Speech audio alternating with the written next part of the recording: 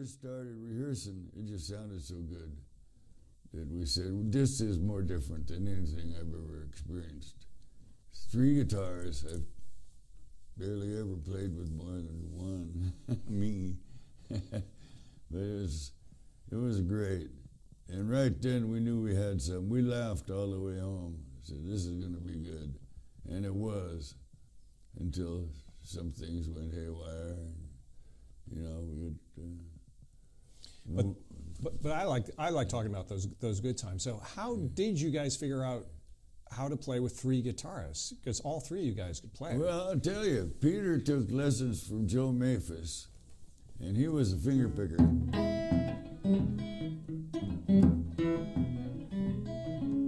And I was doing more.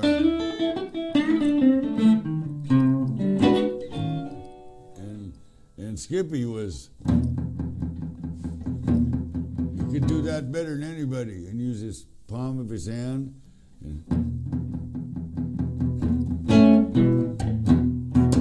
And he could write. Skippy could write real good. Don wrote. We all sang. We all wrote. And we thought, hell, there's no end to the possibilities here. We're all young and handsome.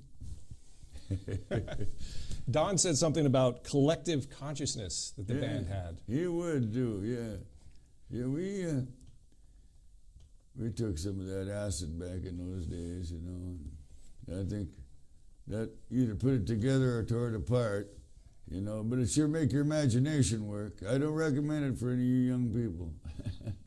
It's a dangerous little business. And we didn't overdo anything. We like to smoke a bud from time to time. You know, hell, you can get a whirl of weed on every corner in Tacoma. You can these days. Yeah. So what's cool, I was telling you about that, the vintage version of the debut album, and you can hear all of Don's comments, and he's like, play it like a motherfucker all the way through and all that kind of stuff. What were the sessions like for that classic debut? There was 13 days of recording, and that's all. And during that recording, we were in Studio D at first at Columbia on Sunset. And then we went over to Studio A, and the Beach Boys took over Studio D. So we'd go over there and watch them, and all the time we finished up our album, in the time all they had was, I'm picking up good vibration. And we go over and watch them, and watch Don Ellis and Miles and everybody who would come in. Dr. John, you know, it was just really good. Fun, good fun. And we were productive too. I mean, we didn't waste any time because we had our rehearsals down. And we got lucky with David. David always kept us laughing, David Rubinson. And Roy Halley sometimes on engineering, different people. And it was all just a lot of fun, but hard work too. I mean, a lot of stress going in there, hoping you can pull it off just right, come up with something imaginative and new. And we did. I'm real proud of that first album a lot. I can't tell you what a fan I am of that first album. And you've got some writing credits on that one. Yeah. You've got a single credit, solo credit for Naked If I Want To. Naked If I Want To, yeah. Where did that song come from? It's just kind of an acid flash. You know, would you let me walk down your street naked if I want to? Yeah. Can I buy an amplifier on time? Ain't got no money now, but I will pay you before I die. And some of the people said, no, you don't. You pay us way before that. And, you know, you go in and get some credit at the record store or the music store, and they say, no, you got to pay way before that. Yeah. Also, you and Don wrote Hey Grandma together. Yeah. And that started off like, hey Grandma, you're so young. And then it ended up being,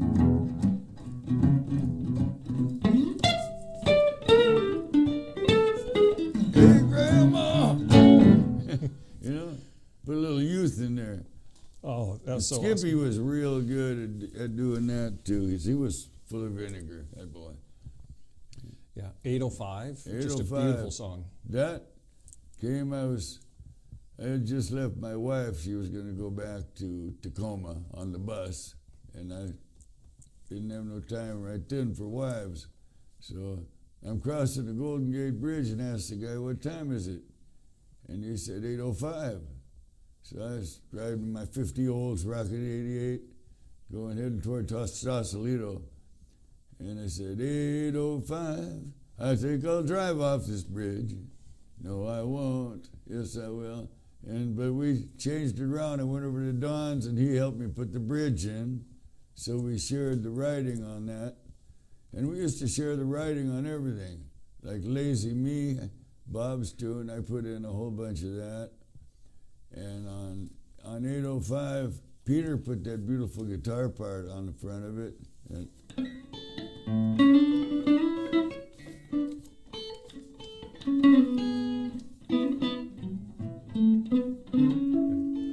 Yeah, he struggled with that a little bit in the studio, getting Yeah, that.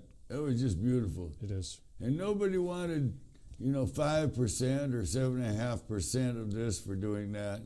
It wasn't those type of days. It was, if we can help and make something happen, we do it. Great chemistry in that band. Yeah, it was. It was. And it still is. We played, we've done a few gigs not long ago. And we did, South by Southwest in Austin. Went down there and played the Dirty Dog Saloon. And that was just beautiful. Recorded it. And, we had a week to rehearse in Austin. So that was nice. And we got the great rhythm section with Dane Clark from Mellencamp and Johnny G from Mellencamp. And then I don't think Bob went on that one. But it was me and Skippy's son. Skippy's son took over his spot. Do you sing lead on any of the Moby Grape tracks? 8:05 okay. and Ain't No Use. I love that one too. Yeah, and Parts of Can't Be So Bad. I wrote that. And Little Steven used that on his Lilyhammer movie. So that was nice. So here you guys are, and Columbia Records, it's almost like they didn't know what to do with you. Little Steven, yeah. I No, they didn't. Even at the record stores, what slot do we put them in? Is it rock and roll? Is it country? And we didn't know, but some of the stuff was, classic kind of standard type stuff. And so, yeah, we did a lot of confusing things that weren't helpful for our career, like putting out those five singles at once. What did you think of that decision? How did the band react when Columbia, did they tell you they were going to do that? And Yeah. They said, well, I think they told us kind of after it was all, ordered and set up. Said, here's what we're going to do. I said, well, okay. I didn't really think so much about the business, how much better it would have been, I think, if they would have put Omaha and just pushed that. Because that was good rock and roll at the time, and maybe 8:05 on the backside. Couldn't have missed. But if you got all of those, then it's a little this and a little of that. But if you push something, as you well know, it can go. And we never did get a hit, so we had a hit album. We got up to number 3 in a lot of the world. Yeah. And it is When still... it first came out the same day as Sgt. Pepper. And so everybody was at the record stores. And Columbia had got all those great big posters. And they had them plastered in every record store in the West Coast. So we sold better in Marin County than Sgt. Pepper. Ooh, boy. Do you remember the photo shoot for the cover? Sure, yeah, I sure do. That was at the Junk Teak store in Fairfax, California. Yeah. What's the artist's name? The guy who shot it? Yeah. I don't remember. I just remember Don's finger. Oh, man, yeah. Well, it originally had the American flag on it too, and the women of the American veterans said, you know, it's during the Vietnam War, and they said we can't have these guys represent America with a flag, and so Columbia chicken shitted out and put in. I shouldn't say that. They chickened out, and but they took that off and put on an orange flag, and that wasn't good enough because they could still see through that it was originally American flag. So then they made it black, and we were insulted and still insulted. I'd like to see it come back someday with the original American flag, because we were Americans too, you know. Yeah. What do you think? What happened to Skippy Spence, and what and why do you think the band did not become as big as the talent in that band? Oh, there was mass confusion, and in New York, he bumped into some people that taught him some bad things, you know, drugs, and he disappeared for a while. When we got there, he had a nice beard, and he was jolly and happy. And the next time I saw him, he was sweating like a pig, just sweating like crazy, and he didn't look right. Something was wrong.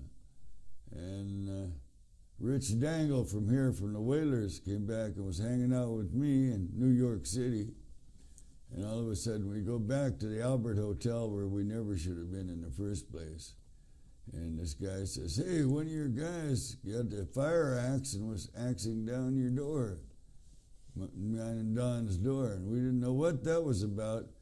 And Skippy also took after the art director at Columbia with a pair of scissors.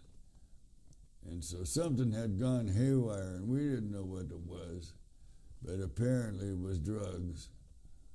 And what kind of drugs, I don't know, make you do that. But it damn sure ain't any good.